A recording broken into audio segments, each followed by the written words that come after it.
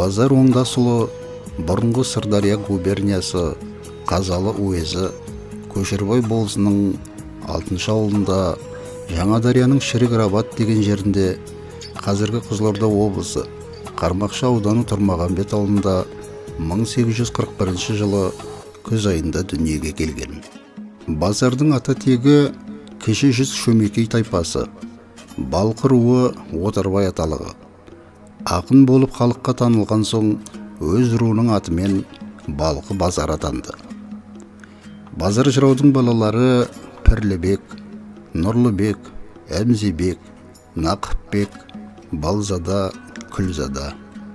Жыраудың ұрпақтары Өзбекстанның Науаи облысы Тамды және Кенімық аудандарынан 2005 жылы Қазақстанның Қарағанды облысы Теміртау қаласына қоныс аударған. Базар 1911 жылы күзде Тамды ауданындағы Жалпақтау деген жерде қайтыс болады. Қабірінің басында кейінгі жылдары кесене, ескерткіш құлпытас, мүсіні қойылған. Ақын есімін ұлықтау бойынша Үшқұдық ауданының Жалпақтауында Ақбөгет ауылындағы мектепке, Ақтақырдағы кітапханаға, Сарапшан қаласының Абай ауылындағы бір көшеге, Тамды селосының бір көшесіне Балқы Базар жырау есімі берілген. Қазақстан Республикасы бойынша да көптеген елді мекендердегі көше атаулары ақынның есімімен аталады. Атап айтатын болсақ, Алматы қаласының Шапағат шағын ауданындағы, Атырау, Ақтөбе, Түркістан, Қызылорда қалаларындағы, Қармақшы ауданы Жосалы кентіндегі, Түркістан облысының Сарыағаш ауданы Жібек жолы ауылындағы көшеге Базар жырау есімі берілген. Жырау көз тірісінде, әсіресе қартайған шағында құрдасы әрі туысы Нұрымбеттің Төремұрат деген оқыған баласына ауызша айтып отырып, көп толғау жырларын, дастандарын хатқа түсірген. Жыраудың өз айтуымен хатқа түскен 15 мың жолға жуық өлең жырлары, 5 дастаны сақталған. Базар жырауды көзі тірісінде ақ сыр бойының жыраулары мен шайырлары өздеріне ұстаз тұтқан, оның өнегесін ұстанған. Базар жыраудың өлеңдері 20 ғасырда ғана баспа бетін көре бастады. Кеңес дәуіріндегі қазақ әдебиеті классиктерінің бірі Асқар Тоқмағамбетовтің Жыр күмбезі романы Базар жыраудың өмірі мен өнерін қамтып жазылған. Бұл романда дәстүрлі жыраулық өнердің қыр-сыры Базар жырау бейнесін сомдау арқылы ашылған.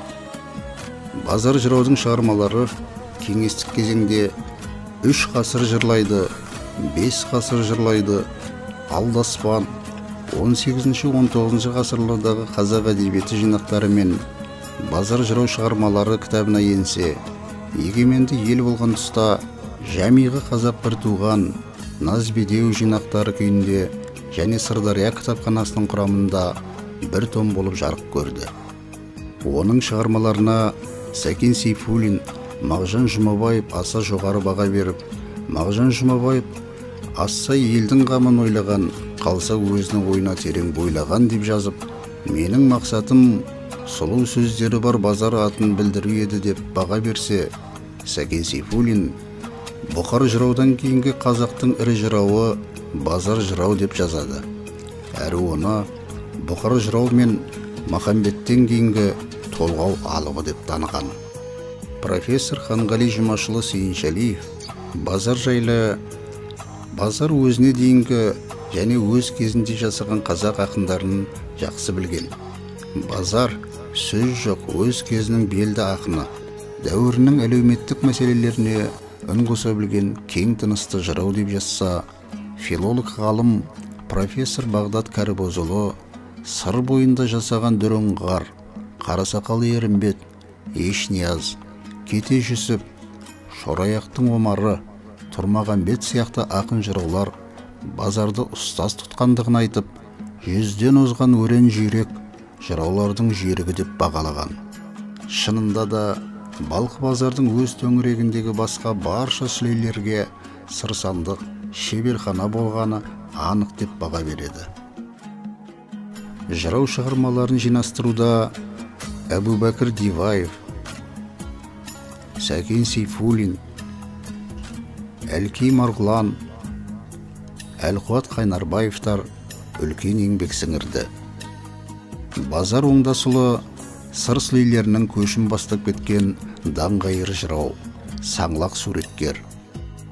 Жыраулық поэзияның дамуындағы қол жетпестей биіктікпен ғана белгіленер оның шығармалары қазақ халқының қандай ұрпағының болмасын жанына сәуле, рухына қуат құя беретініне ешқандай күмән жоқ.